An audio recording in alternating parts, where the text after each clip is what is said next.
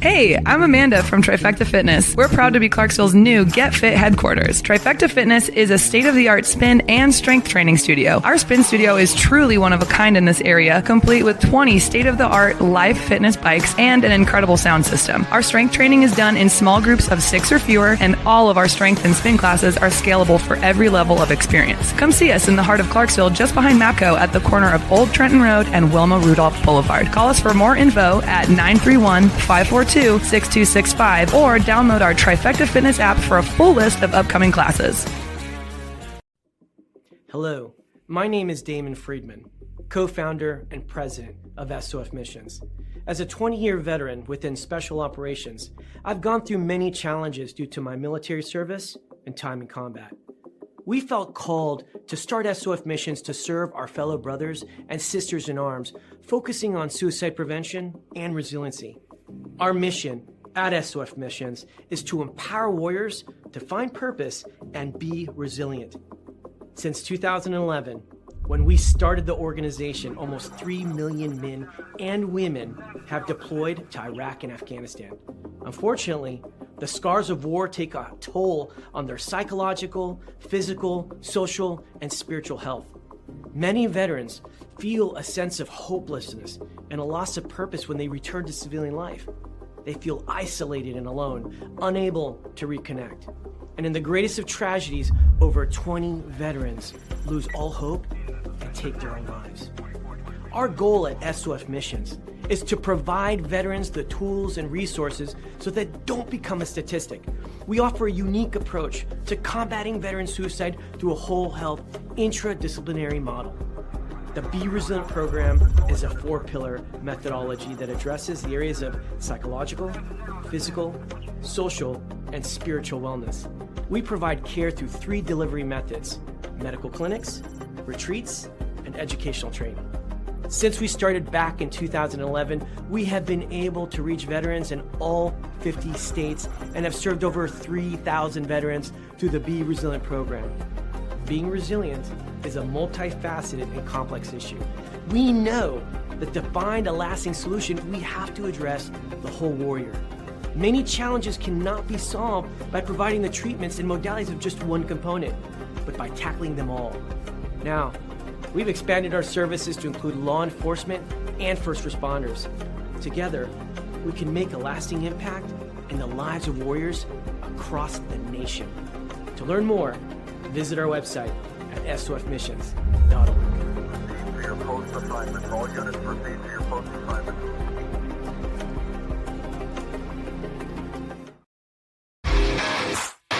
All right. Welcome back. Misfit Nation. The Misfit Nation Show. We are a show founded by a veteran and hosted by 2 veterans and a military spouse. Our mission is to get people to tell their stories to the world. If you're an author, share your tips with the Misfit Nation. If you're a musician or an actor, our audience needs to know how they too can get into the business. Coaches, we love our coaches. Come on and share your tips with the Misfit Nation to help them become better versions of themselves. If you are a corporate leader or an entrepreneur, come on and show how you did it and how hard you have fought for success. If you are a veteran, first responder, or Gold Star family, we would love to have you come on and share your story with the Misfit Nation. We always have time for you. If you're feeling down, alone, or starting to see the darkness, stop. Think about those who are around you. You are not alone. You will be missed. If you feel like your problems will be a burden to those in your inner circle or feel embarrassed, dial 988. If you are a veteran, take option 1. We need you to keep pushing forward. Don't make a permanent solution to a temporary problem. If you are a new listener, welcome to the Misfit Nation Show. Be sure to subscribe to our show on your favorite podcast app. Also on our YouTube channel at @the_Misfit Nation. Subscribe and click the bell to keep you up to date on our latest episodes and all of our news. You can also find us on Heroes Media Group and About Face Radio. Now, let's get to the show!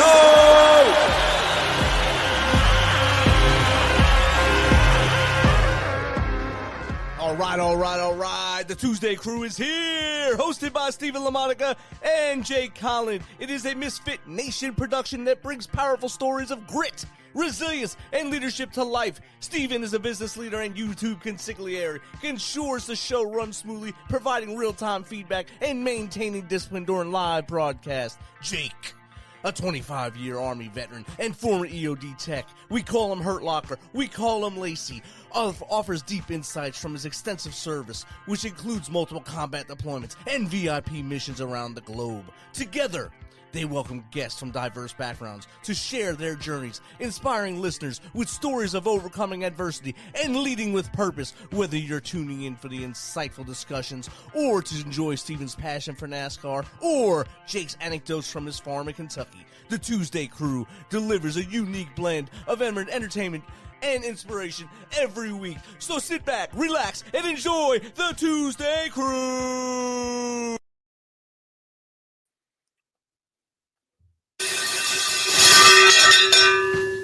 All right. It's Tuesday. Tonight we have one bit of homage to let out there for you.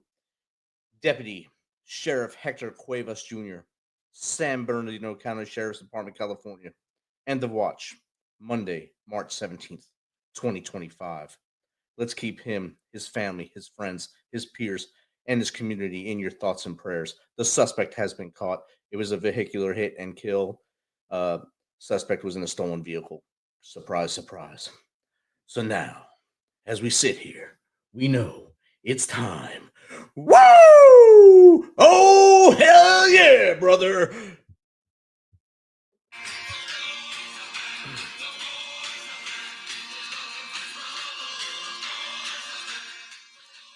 I have climbed the highest peaks in Afghanistan and Korea.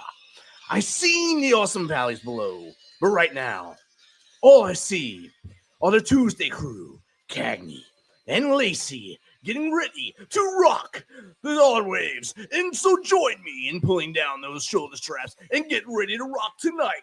Boys, it's time to get it on. Hey, Ding, ding, ding, ding, ding. Welcome. Good evening, Stephen. Good evening. How are you? I am good. It's just another fine Tuesday here in Kentucky. Got the windows up, got a nice breeze blowing through the house, and got 55 eggs, I do believe, from the chickens today. So they're back up to producing it in top form. That's a couple grand on the side of the road. So, Yeah, no kidding. I got a gold mine. yeah, I think it's probably better than selling, cocaine right now. You're probably making more money. Probably so. How's your day been? Well, until like 5 minutes ago, it was, iffy. A little here, a little there. 5 years ago, my brother-in-law passed. 5 years ago, my uncle passed. Today, my aunt passes. I just got a message. Sorry to hear that. All brother. on the same damn day. Sorry to hear that, brother. Yeah, well, she's been sick. She's old. Our prayers will be out to the families. Hey, Yes. what do you say we kick this off? Would you like to? Yeah. Hey, tonight we have a veteran, an author, a mountain climber, and the former president of MTV Networks. All in one guy. All in one guy. Yes, his name is Douglas Greenlaw. He is a #1 best-selling author on Amazon, and he's got a book. It's his life story. It's called Forged in Lightning. We're going to talk about that book. He is a decorated veteran and the former president of MTV Networks. He's climbed mountains, one of those being Mount Kilimanjaro. Without any further ado, let's get him in here. Good evening, Doug. How are you? Good Excellent. evening, Doug. Excellent. Can you hear me all right? We You're got fine. you 5 by 5. Good. Proud to be here. Thanks for having me. Hey, we're proud to have you. I'm guessing by looking at you, the war was Vietnam. Yes. Okay. I was a 23-year-old infantry company commander commanding 158 men in the jungles and swamps and valleys and mountains of South Vietnam. It was a life-changing experience, to say the least. Hey, my hat off to you, sir. My hat off to you. That was I have quite a few friends that were over there. A real close friend of mine. He was a door gunner, and yeah, life was not good. It was tense. It was a real war. We had real people shooting at us. Yes. With good equipment. Well, hey, Doug, I just went over just the highlights of your bio. You start from wherever you want to start and get us to where we are now. Well, I've told these stories over the years, and they remain with me. And some of them are hard to tell, but some of them are easy. There's a lot of humor in the book, a lot of satire, but there's also a really gritty story. I was tired of watching these generals write these books about Vietnam, from 40,000 feet, how they're concerned about the domino effect. If you recall what that meant, domino effect was they were assuming all the small countries in the Southeast Asia area were going to fall to communism like dominoes. So we need to be over there. We need to be fighting back to save democracy and all of that. So this book is not about any of that. This book is what it's like to be a gravel grinder, a grunt. The guy on the ground. I mean, I was just like a private. I was only a first lieutenant. So I had these men reporting to me that were 18 years old, 18, 19. And all wars are fought by the young, lower middle class people. You never meet anybody out there from Harvard or, somebody with a Yale law degree. No. You see people from the lower middle classes, really, like I was. I was a steel mill kid. Grew up in the mills. My dad worked in the mills. My mother worked in a little ad agency, and that's where I got my start in, on the sales and advertising side. Was influenced by my mother. So this book really is. I like to say it's not for everybody. It really is in a sense, because the stories are all American stories, and they're all true and they're all unique. But the reason I say they're not for everybody is the language is like I spoke it in 23 years old to these young guys. I had to talk the talk with them. And I had to save my main goal is to save their lives so they could go home to their families. And to do that, you have to more than match what you're facing. And we were mean and tough. And we were well trained. We had great gear. We had great weapons. And so when you read this book, there are a lot of F-bombs in it, a lot of GDs, but that's the way you talk in war. You don't have time to think about it. You have to react to your experience and your training. Mm-hmm. So I'm so proud of the Vietnam vets that I fought with. But you know what? That book that who wrote it? Tom Brokaw, The Greatest Generation. Yes. World War II. That's not true. The World War II guys did one hell of a job. They really did. But the generation behind them was better. The Korean soldiers were unbelievable. Yes. They're highly trained. And then you get the Vietnam veterans. We were better than the Koreans. When I say not better human beings, but better soldiers, better fighters. We had better equipment. We were bigger. We were stronger. And those kids today that are now 18, 19 years old are the best we've ever had. I had dinner with 300 of them a couple of years ago.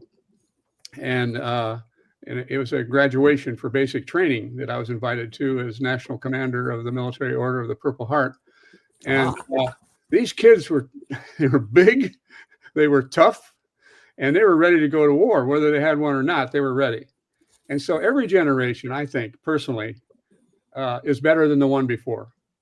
So that's what I write about. I write about these people and myself and what it's like to be an inexperienced young man fighting in a war, I killed 200 people in one day in November 23rd, I think it was, in Thanksgiving Day in 1967. I called in a Phantom jet on our position to get the enemy away from us. We were outnumbered by my platoon at that time, we had 42 men in it. I was a platoon leader at that time before company commander. And so I called a jet in on the phone, and I told him where to drop those bombs, and it was right on us.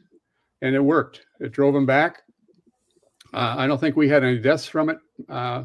One guy ran up to me holding his arm in his hand, and I mean, free in his hand, like here's my arm. Yeah. Yeah. But nobody died that day, but it was a day to remember. And so this is what the book is all about. You know, what's it like to shoot somebody in the head? You know, what's it like to get blown up and die? I was dead for 10 or 15 minutes. They told me. Of course, I didn't know I was dead. So how would I know? But they told me that I was dead for about 10 or 15 minutes. And I went to the other side. I saw what's on the other side. You know what I saw? What'd you see? Nothing. There's nothing on the other side that I'm aware of. I didn't see anything. No bright light. You know, I didn't meet Jesus. God wasn't there to take me into heaven. Satan was not there to drag me into hell for all the people that I killed. It was like a nice, pleasant sleep, warm, comfortable sleep. And that's all I remember. And then they woke me up. They stopped the bleeding, which helped me come back to life. And so that, you know, so this book is the fact it's an Amazon #1 bestseller is a shock to me. I didn't expect that at all. I want to go on a speaking tour and talk about my experiences. And the first thing out of everybody's mouth that knows that business said, "Do you have a book?" And at that time I said no, but now I can say yes. Not only do I have a book, I can say it's an Amazon #1 bestseller. So that's the reason I wrote it. And it's cathartic to get all this out. Oh, yes. I counsel vets almost every day that are all upset with PTSD and all the nightmares and everything that goes with it. Talk about it. Don't keep it inside of you. And so I do talk about it. I don't blush. I tell it the way it was. Exactly. Good deal. It was. Good deal. Well, see, that makes you stand out differently because I've met a lot of Vietnam vets where if you bring it up, the first thing to do is either walk away or grab a beer and just shut down. They don't want to talk about it at all. PTSD is real. It's real. Yeah. I've seen guys fall down and can't get up. Mm-hmm. That's why they have these service dogs to help them get up. But so I have a deep feeling for these people. It's tough. You know, you're 18 years old. You know, you're still, you know, I say they're a man, but you're still a young man, a very, very young man, and your brain is still coming together at 18. They say that you don't have your brain until you're like 20, 25. So it affects them. Now, if you ever get out on one of those speaking tours and you get the chance to come to Fort Campbell, Kentucky, look us up because we're here. We are here. So where do you live? You don't live on base. You live off base? I live off base. I live up between Princeton and Cadiz, Kentucky. Yeah. Okay. Kentucky boy. I am now. Well, they're fighters. Well, I'll tell you what, those Southerners, I'm from Chicago. We're tough, but we talk tougher than we really are.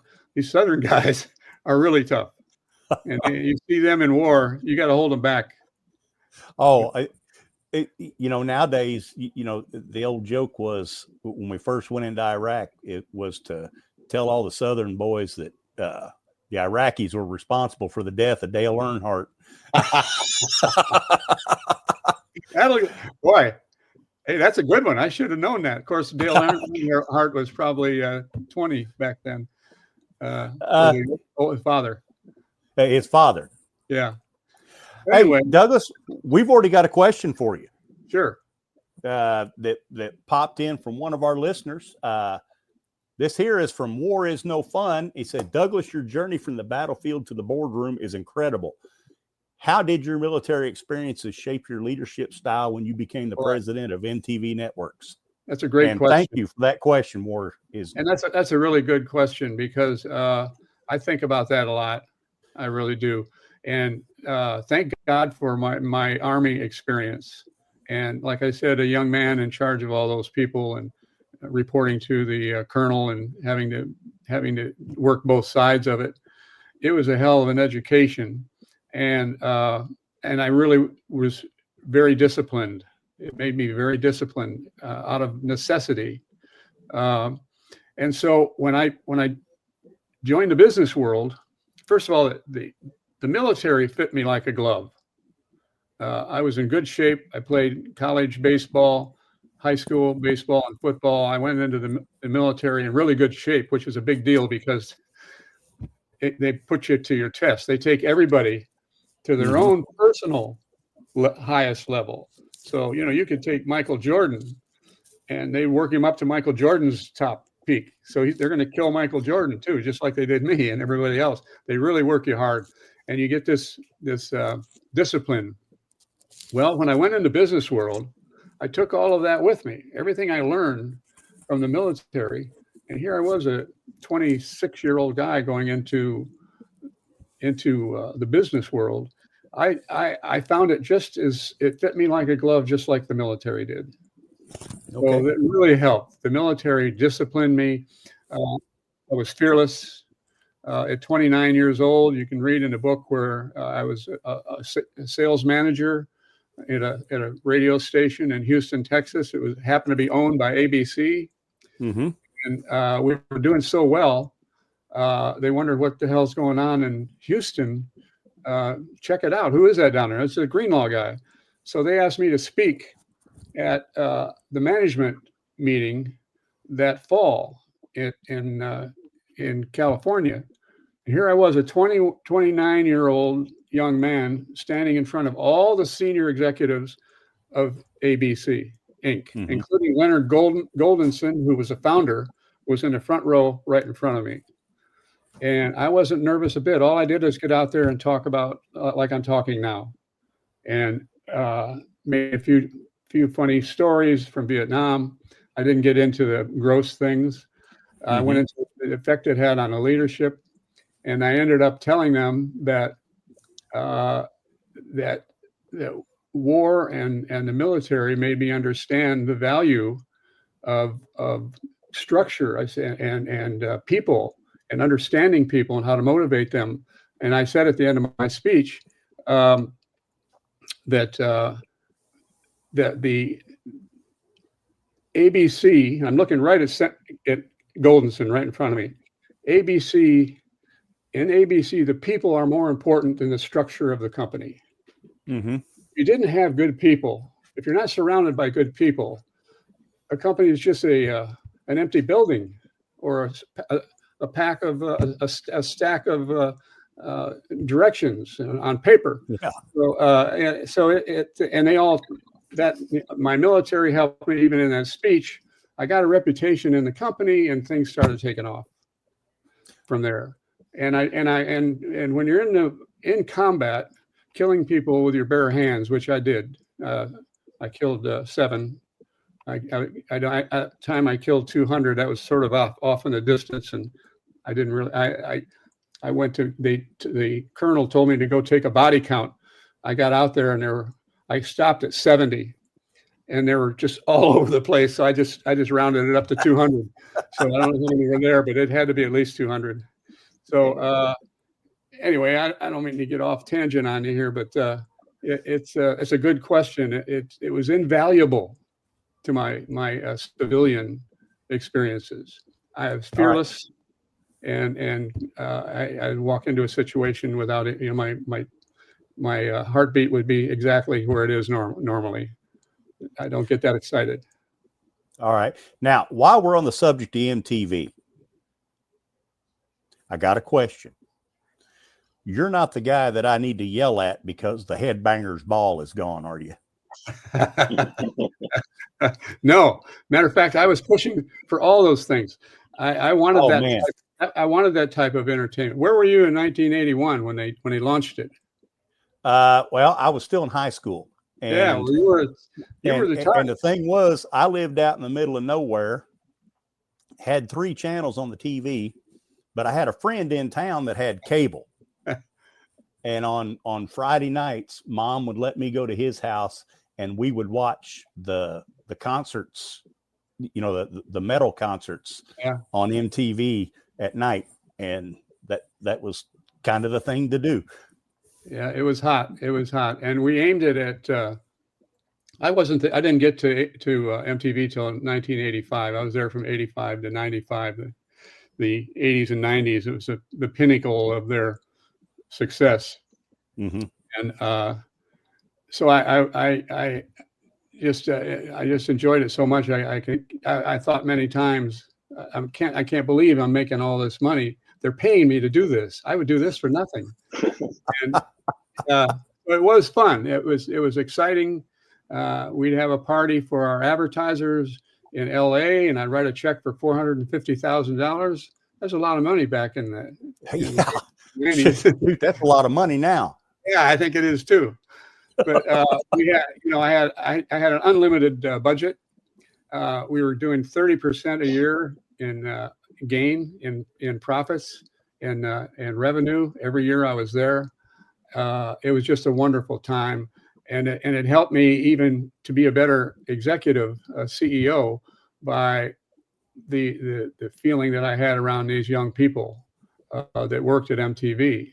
You know, the purple-haired kids that were doing the programming, and I was the guy driving the station wagon for them, and they're all in the back. So that's theoretically, but we had a great time. Great time. Good deal. And Jake, you were in high school? I was in grammar school. That makes you old. Just so you know. Okay, I was in junior high school. Okay. Well, I was in like 6th grade, so. Well, I was probably 7th or 8th grade, but yeah. The point I was getting to is we understood demographics, and you couldn't pin a demographic around MTV. It was tough because the music appealed to a lot of people. So we said, they said, and I helped them execute on this, is let's aim it at a person. Let's program the whole thing for one person. And it's a male, and he's 21 years old, still in college, probably senior in college. Mm-hmm. That was who we aimed it at. And, the young people all want to be 21. The old people want to be 21 again. So it worked. It worked. Everybody was either 21 or close to it. That sounds like a good business model. Got another question here from My Dad is 87. You've climbed some of the world's most challenging mountains, from Kilimanjaro to Aconcagua. Yeah. There you go. I couldn't read it. How do those adventures compare to the challenges you faced in the business world? And thank you for that question. My Dad is 87. How those challenges help me? How do those adventures compare to the challenges you faced in the business world? They were the same. It was Aconcagua is more difficult to climb than Mount Everest. It's Mount Everest is just high, but it's not a real hard climb. I've never climbed it, but I could. But I did Aconcagua, and we went to the peak, and Aconcagua is it wasn't formed by a volcano like Kilimanjaro was. You get to the top of Kilimanjaro and you look into a big volcano opening. Yeah. You get on top of Aconcagua, you're just more rocks. And it's made of stone and rocks. This is an actual comparison. I was climbing Aconcagua and I got about half the way up, and I saw this rock, stone rock, solid stone, was the size of the Empire State Building. Holy cats. That's how big Aconcagua is. And so we had to go around that rock, but we got up to the top and we had 70-mile-an-hour winds. We had snow coming across from Chile in the Pacific Ocean across Chile. If you remember, Chile is a very narrow country, running down the length of the South America. Well, that Pacific warm air would come up over there and right up Aconcagua. So it snowed every day. And you had horizontal 70-mile-an-hour winds with gusts up to 120. And it was a one hell of an experience, but it wasn't any difference than being at the Rock and Roll Hall of Fame in New York City with MTV. I mean, it was that exciting. It was more physical, but there's not as much difference between physical and mental when you get to a certain point, in my opinion. No. So, no, yeah, it helped. It helped. You got to have courage, and you have to not be afraid of heights.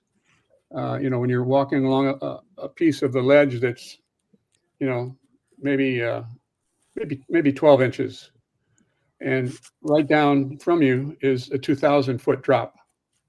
So if you get blown off that, or lose your balance or something, it's all over. So it's a very dangerous mountain to climb, because you also have, on the way up, you have falling rock. Now the difference between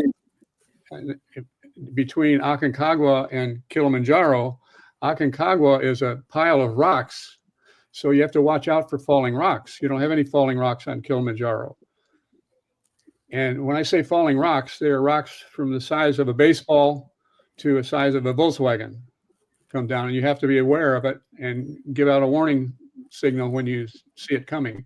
And they're pretty easy to get out of the way, but if they fall, if you get a dozen of them that fall, or one big one makes a lot of them come down, it's a little scary.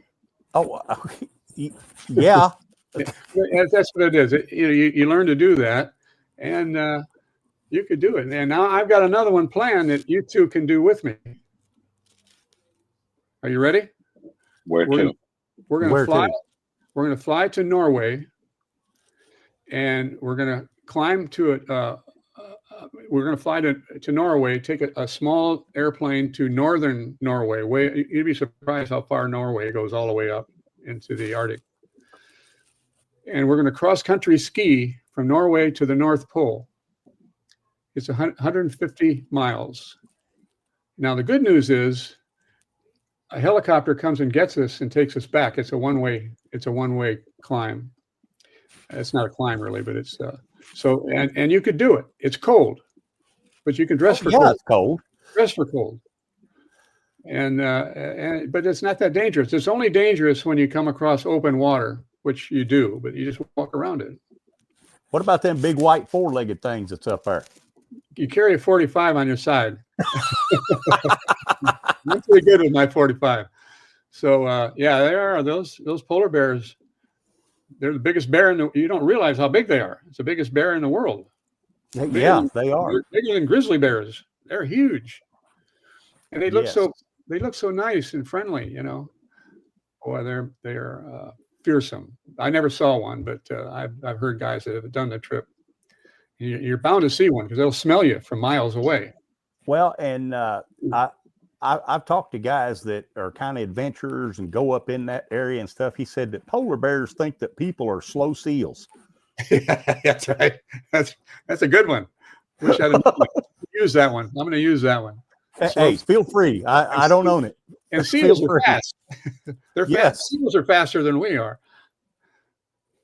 So anyway, that's the mountain climbing is a great experience, but it's also it's life-changing. You get up on top of those mountains. It's unbelievable. I understand. I take most of my adventures now on horseback. That's good. That's not easy. There's and that's kind of a thing me and my wife wanted. We want to go out west and do some horse muleback riding up in the mountains. And there's a good one on the There's another mountain. I can't think of it right now, but you can take mules to the top of it. Okay. So you don't have to do the climbing. The mule does it for you. Cool. That's why they're here.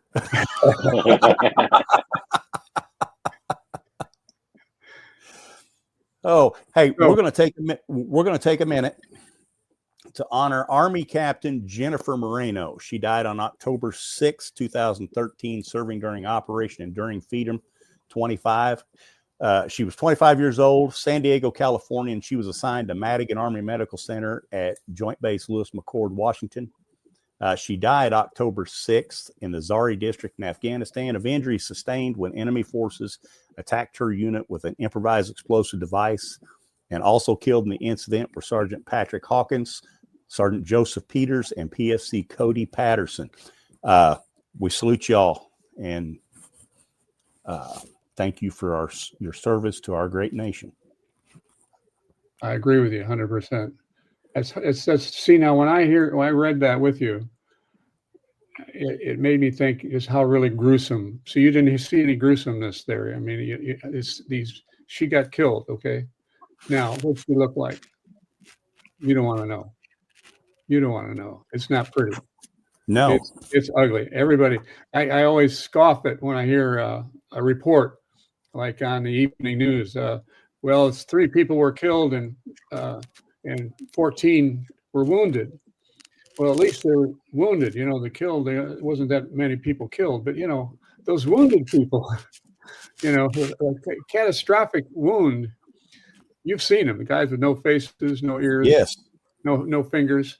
The guys that get into burns, and the wounds are so graphic, and my scars are all under my shirt and pants, so I'm fortunate there. But when I look at something like that statement, my mind flashes to what she looked like. You don't want to hear about it. It's horrible. No, it's horrible. No. So keep that in mind when you see that. Yeah. War is an ugly business. It's the worst. And it's usually for not a really great cause when you look back at it, when it's over. No. Like Afghanistan, like Vietnam. They all have their weaknesses. So but it's real to the people that are in it. Yes. Yes. We have another question in for you, sir. Another question for me? From Memory of U-Boat. Your book, Forged by Lightning, has inspired so many people. What was the most challenging part of sharing your personal and professional journey with the world? Memory of U-Boat for that. Yeah, that's a blow to get that question. That's because you don't really want to talk about this stuff, especially the graphic parts, like what is it like to shoot a guy in the head? You know, and I do that graphically to tell you that this is war. It's nothing to be. It's not it's not a happy place. It's nothing to be proud of. Not proud of being in war. You're not proud of killing people. It's ugly. It's horrifying, and it's dangerous. So let's keep that in mind. So when I wrote this book, I wrote it quickly because you'll read it. If you read it, you'll see it's written in a narrative. Picture me narrating this book, because it's all my personal experiences, all the way from being struck by lightning when I was 13 to all the way up through the Vietnam situation into MTV and even higher than MTV. It's some of it in the later years is easier to talk about, but those years in that year, well, not even a year, the 9 months of mine in Vietnam are hard to talk about. So it's hard to write. But I buckled down and I said, damn it, I'm not going to make this sound like some general wrote it. I want them to know that I left all the F-bombs in there and all the GDs, and I like the way I talk to these young men, the only way they listen to me. And so that's the way I wrote the book. And it's cathartic in one way, but it's upsetting in others. I still go back to it myself and read a chapter once in a while. it's 57 chapters that are all 57 stories. And Okay. then I tie them together with how we all have these stories. You have them as well as I do. And you got more of them coming. I don't know what they're going to be, but some of them will be bad and some of them will be good. And fortunately, there are a lot more good events than there are bad. And the bad ones are pretty easy. You just put them behind you. Mm-hmm. Go forward. Don't focus on that. Don't focus on those problems. Move forward. Learn from them, but don't focus on them. And the good ones are the hard ones, because when it's good, you need to work really hard, work your ass off to bring good to great. Yes. That's what it's all about. I'm looking forward to cracking it open. I'm in the middle of another book right now, and I've got a copy of your book, and I'm looking forward to cracking it open. It seems to me like it's going to be along the lines of one of the other books I read about Vietnam was I think it was called The Things They Carried. Yeah, right. And then when I was I think I was a senior in high school, I read The Man in the Gray Flannel Suit about the veterans of World War II. Yeah. And and I'm thinking yours is probably going to be along that lines, if not a little more of. Well, it's a lot more. I read that a lot book. more graphic. Mine is a lot more graphic than that. Now, it doesn't start off graphic. I was a little kid. I take it from when I was struck by lightning as sort of the start of the book. And so I was just a kid. So my language was totally under control in the beginning of the book. But as I got older and being a steel mill kid, we swore all the time anyway, called ourselves mill rats, because we all turned gray from the dust in the mills. And we were wild and out of control. That's why the Army helped me so much. It shaped me up. Yes. Those steel mills are an experience in themselves. Oh, I'm sure they are.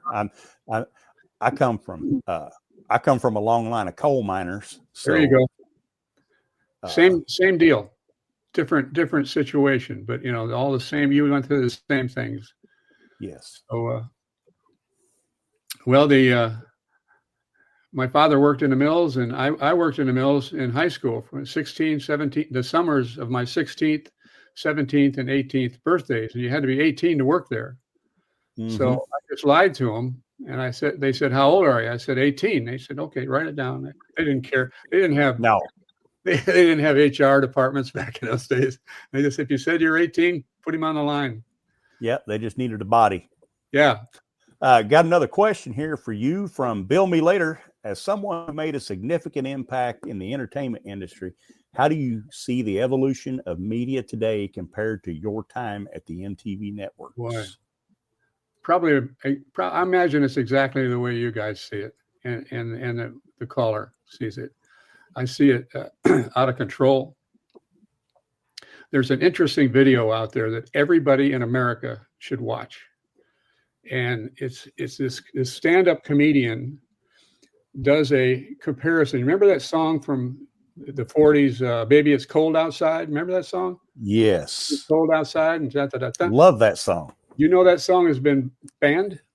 Oh, yes. Yeah. Oh, yeah. Because it was a little rapey. And the man was dominating over the woman. He was pushy. Well, this standing comedian said, I just thought it'd be an interesting idea. Now, I'm not going to say any of these words, but he held in one hand, he had the lyrics to Baby It's Cold Outside. And then the other hand, he had the lyrics from WAP singing her hits. And this was a hit for 3 months. Yes. A hit in America for 3 months. He read the lyrics, compare them back and forth. You can go online on Google and you can look it up. You won't believe it. Oh, yeah, I will.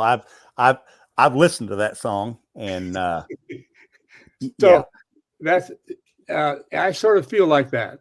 I think that we got to have a snap back at some point where we snap back in thinking. But and it's happening with all this DEI stuff and all that. It's starting to come back a little bit. But it's way out there, out of control. And I would tell the viewer or whoever just called in, I'm starting to sound like my father. That damn Elvis Presley jiggling his hips like that. That's really, I'm starting to sound like that. But it's true. It's out of control. The language and it's just the culture is so bad. He probably didn't complain about how short Connie Francis's skirts was, though, did he? No, that was fine. So anyway, it was it's bad. It's bad. I think and I believe there will be over the next 10 years a snapback, and we're going to have another decade, maybe in the in the next decade might be similar to the 1950s. Not that similar, but it'll have similarities to it where reason comes back into it. The WAPs of the world will be gone. Okay. Got another question here, man. We got them rolling in tonight from 5150 Popo. You've achieved so much from military awards to corporate success. What advice would you give to young leaders who want to overcome adversity and build their own legacy? Well, you got some great questions. Thank you for that question. Got some great questions coming in here. We have some great people watching us. That's why. Yeah, that's it. This is, you can tell. I would like. Can you read that again one more time to me? I can read it. Military Corps. I got a great story for you. I used to get this all the time when I was at MTV. I'd be out somewhere speaking or, in LA or something. And these young people would come up to me. When I say young, I was in my mid 40s at this time. Young people in their 20s would always come up to me many times and say, "Boy, you're president of MTV? Wow, that's the best job in America. I want your job. I want to be president of MTV." And I said, "Well, you can be president of MTV, but you have to do what I did to get here to do what I do." And so I would answer that question by saying, I graduated from Indiana University. I came back from the war, finished my college degree, got my college degree, went back out and got a job at a radio station in Indianapolis, Indiana. It was a big rock and roll station, real popular. And I got an appointment with the sales manager, and I said, "I'd like to work for you." And he said, "Well, we've got 12 salespeople here. We're booked. We don't have any room for another person." And I said, "Okay, well, give me a desk. Don't pay me a penny. Give me the accounts that the other guys can't sell. And in 18 months, I'll be your top salesman. Just pay me a straight commission." And the guy looked at me and he said, "Are you serious?" I said, "Yeah, that was a good station. I couldn't find a better station than that." So he hired me, or he brought me in. And in a year, I was out of 12 salespeople. In a year, I was third in leading sales. I didn't make it to top, but that was a year. And I did by working my ass off. And I'm not the smartest guy in the room. Sometimes I am, sometimes I'm not. I always outwork all of them, even today. So I would say take a low-level job in the arena where you want to be. Work for nothing if you have to, and then you get your foot in the door and build your case from there. All right. That's what I did, and I'm no different than any of us. I'm no different than anybody. I'm a steel mill kid, the lower middle classes. So if I can do it, they can do it. Awesome. You know what? My dad never allowed the word "can't" in the house. And he said, if you can put your mind to it, you can do anything. And great words to live by. Really? Doug, we're getting to a point in our show right now where I'm going to ask you a question here. And we always ask three things of our guests. And what I ask is, what are 3 non-negotiables for you every day when you wake up? I would say tell the truth would be number 1. Okay. Even if it's bad, give the bad news too. And I've got a trick that I'll give to all your people on this one. I call it a shit sandwich.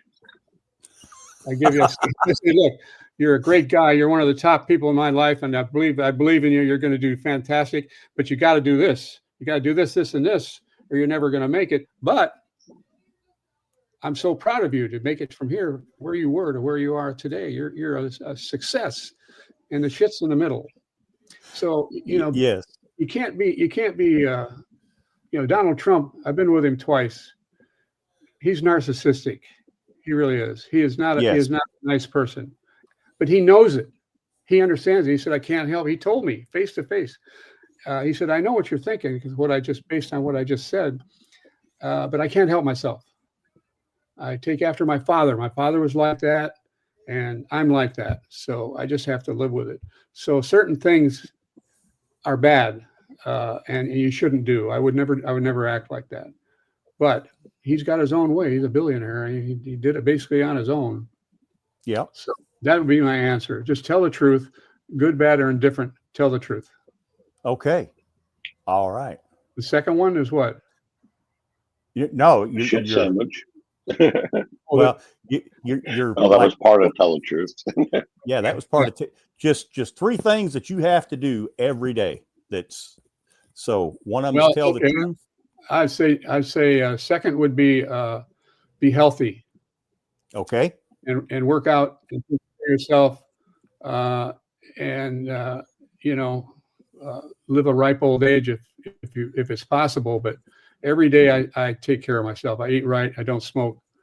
I drink a little bit. I'll have a glass of wine with you guys, or even take a shot.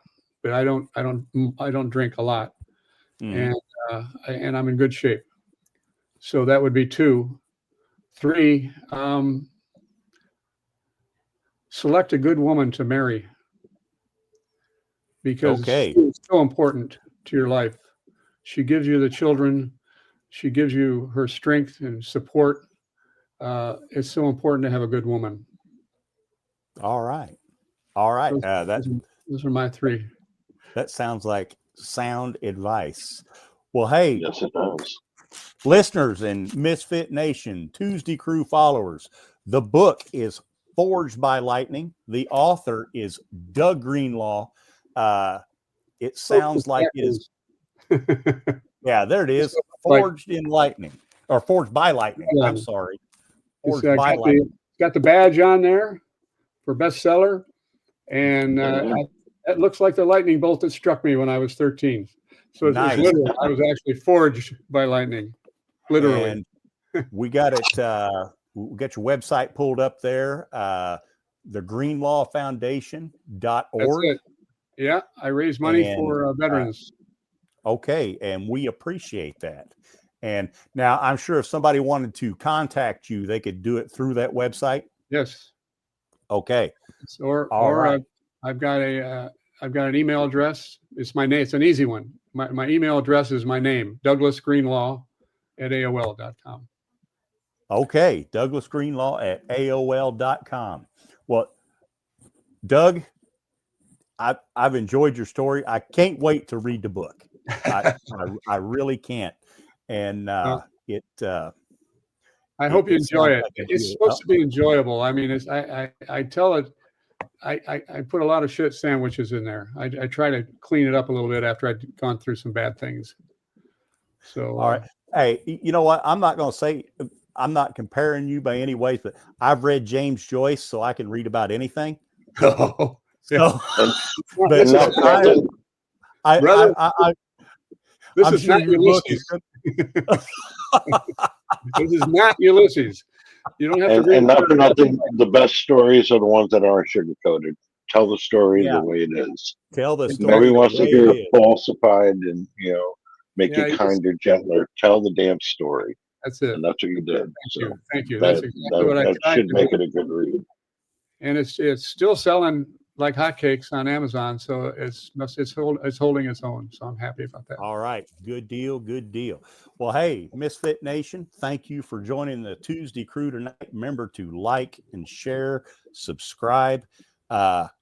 If you're in that dark place, if you're in that hole, just like we said on the opening, dial 988, take option 1. And our email addresses are in the chat. If you need somebody to talk to, email me. Send an email. Send me an email. I'll call you. Yes. Good for you. And because we want you here tomorrow. We want to see you here tomorrow. We want to see you next Tuesday. And well, Misfit hopefully Nation, our answers came across to people asking us personal questions. We popped them up on the screen. We're going to get to all of you tonight. I apologize. But Doug, thank you for hanging with us. It was great talking with you. Honor to talk to you and your people. All Thank right. Keep doing good things. And I'm gonna try. I'll try. And if you get on a speaking tour to Fort Campbell, Kentucky, look us up. I will. Are you both there? Well, no. Myself and the producer, Rich, we're both there. Okay. And we still work there every day. So good for you. We're a couple of those dirty ass contractors. You better be careful. Trump will fire you. Elon Musk, you get the hell out of his way. Yeah. Well, hey, Misfit Nation, we love you, and we will see you next time. Thank you, Doug. Thank you Good very night, much. everybody. Thank you. Good night. Thank you. We're all soldiers. You know what the price is going to be a soldier. Once the fighting starts, there's only winning or losing, living or dying. You know it when you signed up. If you didn't, you were fooling yourself.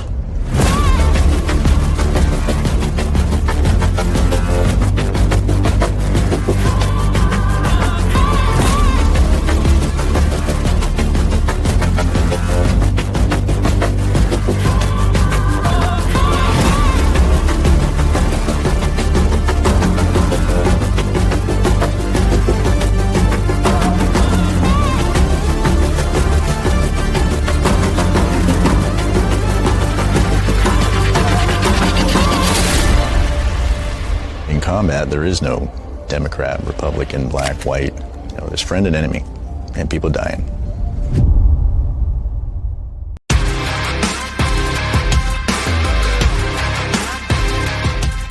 Thanks for checking us out and being a part of the Misfit Nation show.